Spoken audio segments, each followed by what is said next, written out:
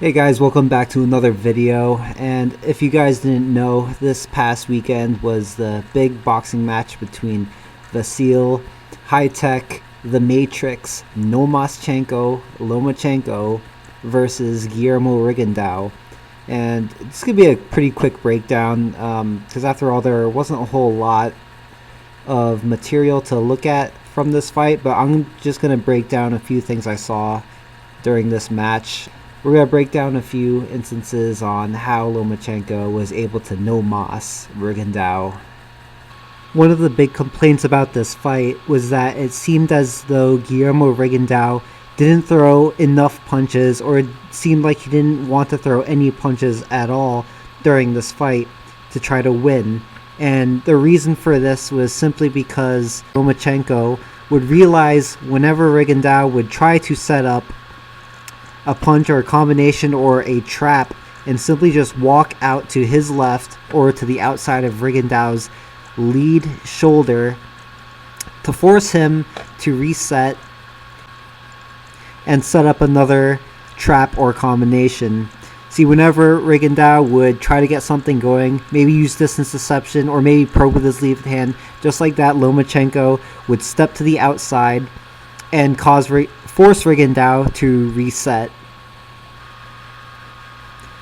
See, whenever Rigondeaux would start to probe with his hand, Lomachenko would simply just force him to reset by stepping out and circling him to the outside. And Rigondeaux is already one of those fighters who doesn't throw a lot of punches. He's a very defensive fighter. He likes to set up traps. He likes to make sure that his punches are insured, and he'll throw minimal punches using more of a less is more strategy.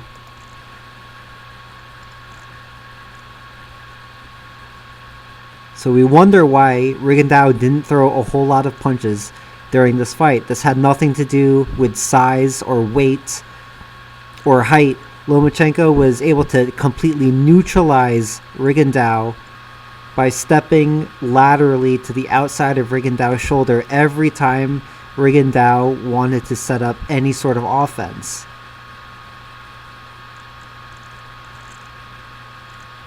One of Guillermo Rigondeaux's biggest tactical errors in this fight was his inability to deal with Lomachenko's jab.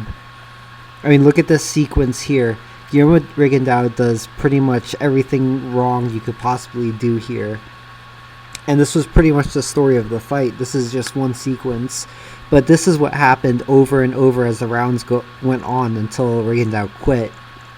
Rigondeaux is used to using his lead arm as a shield against his opponents, but one of the big differences in this fight was that Lomachenko is a southpaw, meaning his jab is coming from the other side, and Rigondeaux is not going to be able to use his lead arm properly as a shield like he normally does against his orthodox opponents.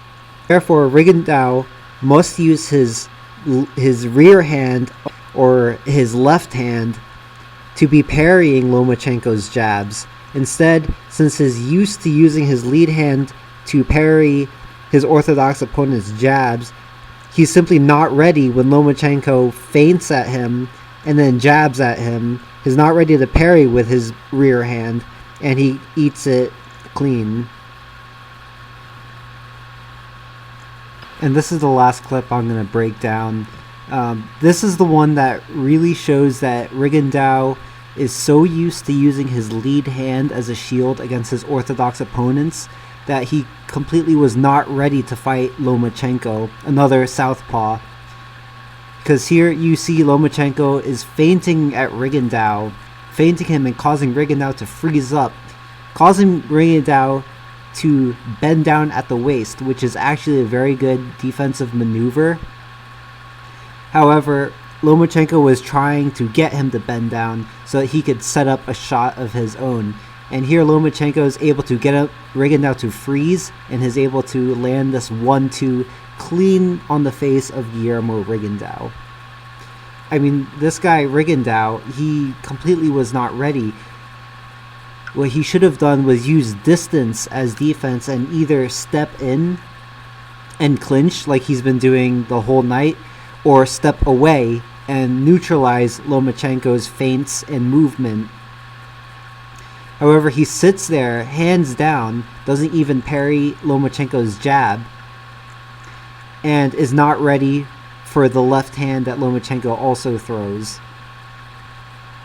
It's also hilarious how these so-called boxing analysts on social media and on YouTube want to make excuses for Rigondeaux and say that this was a total mismatch size-wise, that this Lomachenko only won because of size or height or because of strength. And this is utter nonsense. This is utter foolishness. This is something only somebody who would starve their brain of oxygen and think this as a possibility. Yes, Lomachenko had a size advantage. Yes, that is a small advantage, and you do take it into account with the fight. But this performance, the way he was able to freeze Rigondeaux, the way he was able to set up shots, the way he was able to neutralize him defensively by getting out of range and moving laterally, this has nothing to do with size. This has nothing to do with strength. This was a total dominant mismatch skill-wise by Vasyl Lomachenko. He put Guillermo Rigondeaux in the matrix and forced him to quit. No mas. But as always, thanks for watching. That's really all I have to say about this fight.